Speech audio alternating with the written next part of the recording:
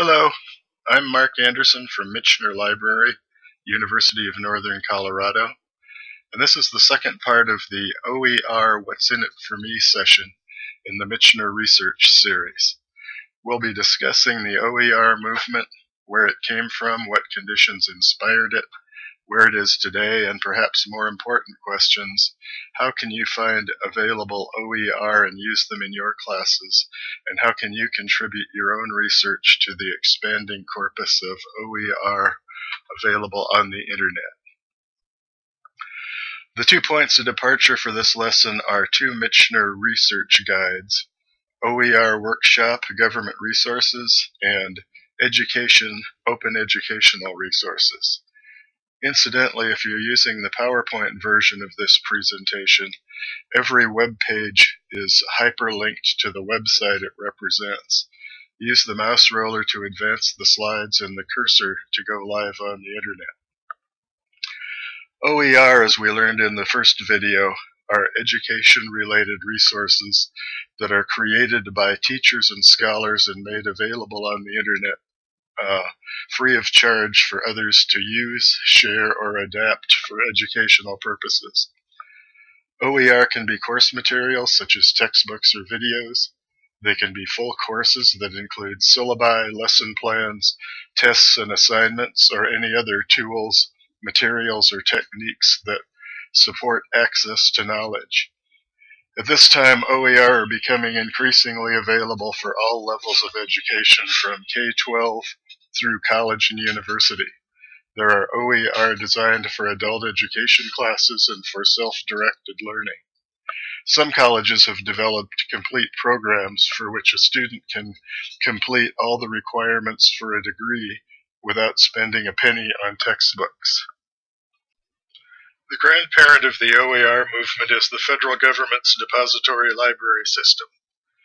FDLP, managed for the last 150 years by the Government Publishing Office, is founded on the principle that an educated citizenry is vital to democracy.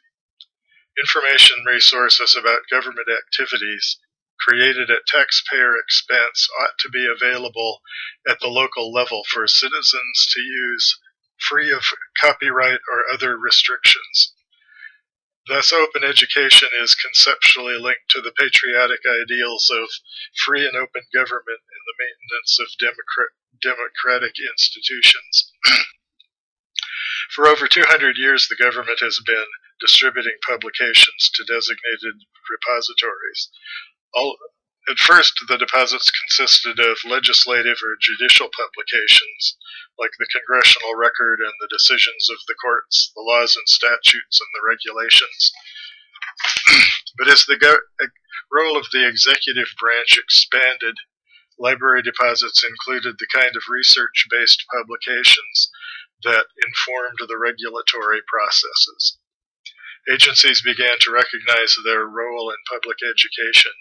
Marketing their programs to children who would grow up to be taxpayers and voters, and teachers, was a good way to inspire lifelong interest in the agency, in its area of jurisdiction, and a lifelong appreciation of the role of government as a beneficial force in their lives. In the 1940s, the government agencies began publishing textbooks and readers, and complete lesson plans with assignments, activities, and tests that could be incorporated into elementary through high school curricula. These materials were available to teachers and school districts free or at very low cost. These bilingual readers are some early examples. They were created in the 40s by the Education Division of the Bureau of Indian Affairs and were intended for use in the elementary reading programs in the reservation schools. They were designed to teach not only the native language, but to communicate important aspects of traditional culture to reservation students who may have been denied the opportunity to learn those things in the Eurocentric schools they had attended before. They promote positive images of Native American men and women, the work that they did, their culture and lifestyle. In the 1950s, with the Sputnik and the space race, and the renewed emphasis on math and science teaching in public schools, NASA was probably the most prolific producer of free and low-cost curricular materials. NASA publications focused not only on astrophysics and other aerospace sciences, but also included more philosophical reflections on why human beings feel the need to explore the universe.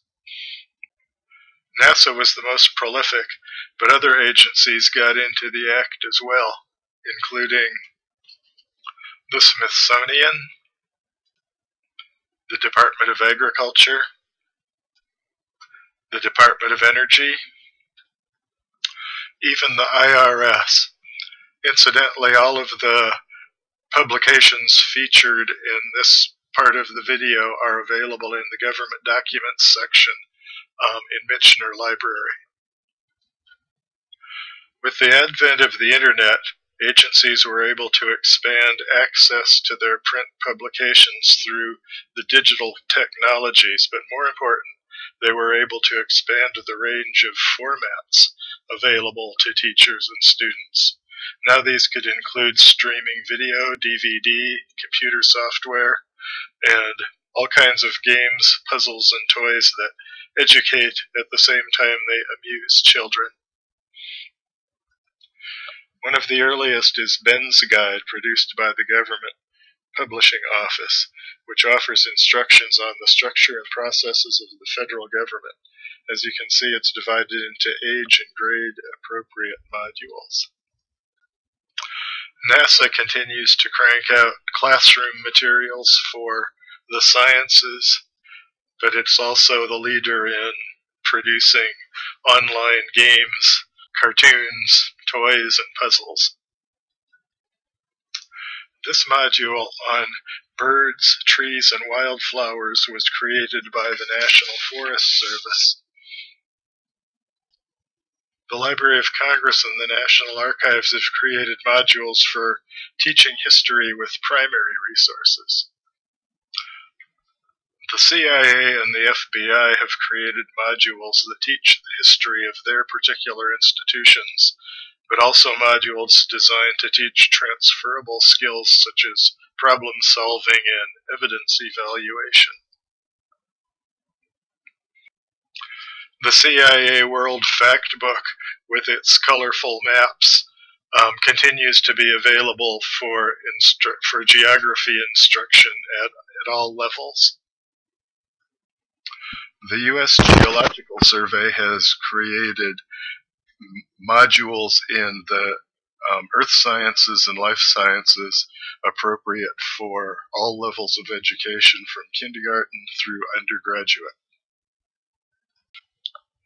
Various national parks have partnered with local school districts to incorporate field trips conducted by park rangers into the curriculum. The park provides maps, lessons, assignments, and suggested activities. There is no centralized indexing or one-stop shopping for discovering all these materials. The FDLP's catalog of government publications provides a centralized discovery tool for many of these resources published since 1976, but it's weak on the non-print and non-PDF materials. To clearly see the range of resources available, one must either visit each agency's website individually or consult a librarian who specializes in government information. I'll mention briefly another contribution of the government to open education, and that's the open data policy. For over 200 years, government agencies have distributed surveys and conducted other kinds of data collection activities.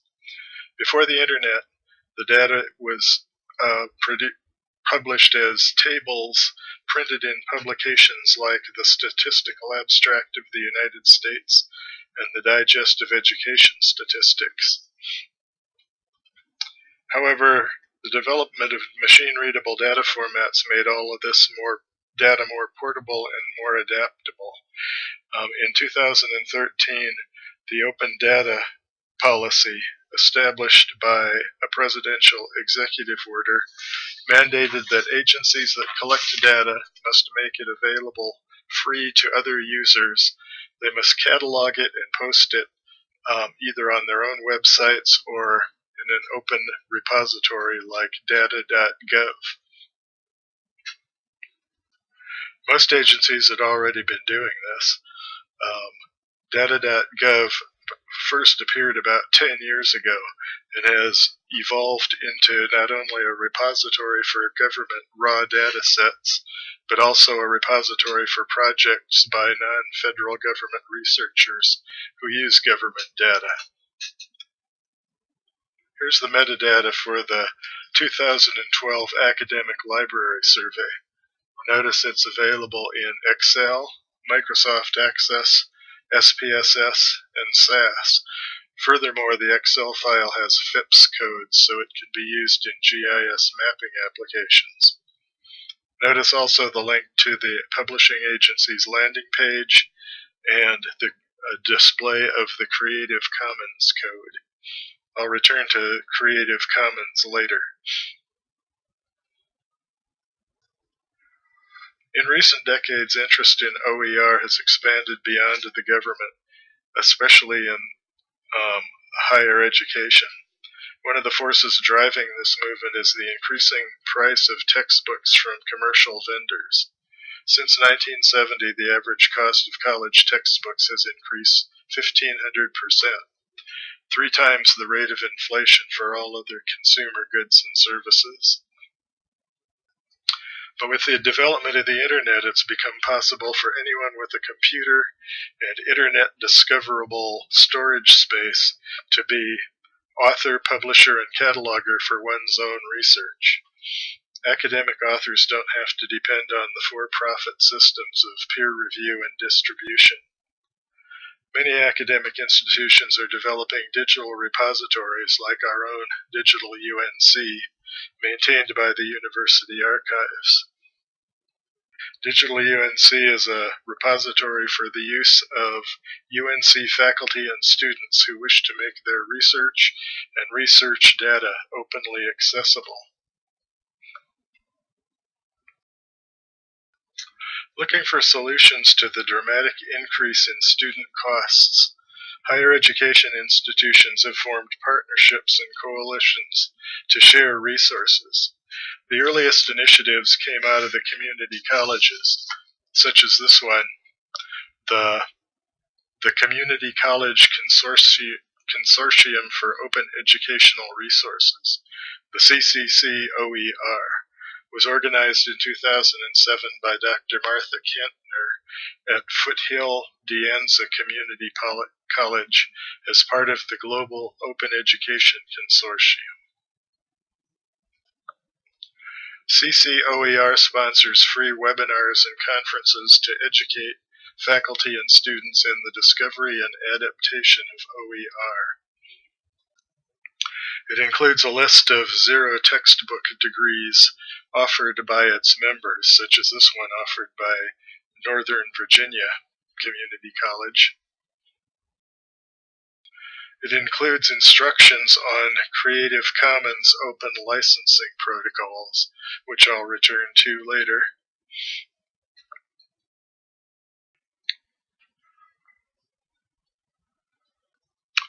But first I want to refer you back to the OER Research Guide.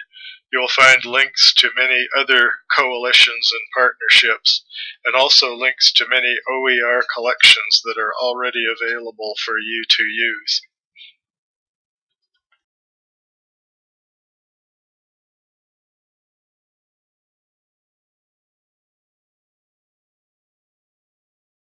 Such as this one, the Open Textbook Library maintained by the University of Minnesota.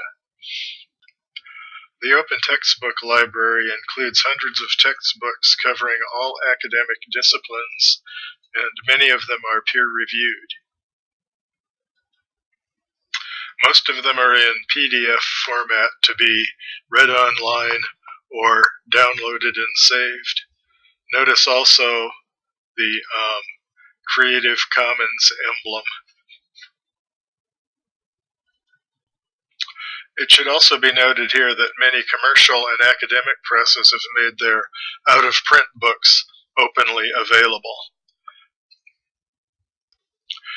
For example, the Ohio State University Press Open Collection includes over 200 titles in a wide variety of academic disciplines, which are available in PDF format and may be read, downloaded, or assigned as required reading for classes. Now it's time to talk about Creative Commons. We've already seen several web collections displaying the Creative Commons licensing emblem. CC is a registration protocol that one can use to identify a work as copyright protected, but still inform potential users that they need not ask permission to use or to reproduce it. An author wishing to register a work simply clicks the Share Your Work button and then goes through a series of dialog boxes that inform the system what a user has permission to do. Authors may choose among 6 different licensing conditions. Another important partnership is SPARC, the Scholarly Publishing and Academic Resources Coalition. SPARC has over 200 members, and it describes itself as a global coalition committed to making open the default for research and education. One important function of SPARC is to serve as a lobbying group for the interests of the OER community. As such, it tracks and analyzes OER relevant regulations and legislation.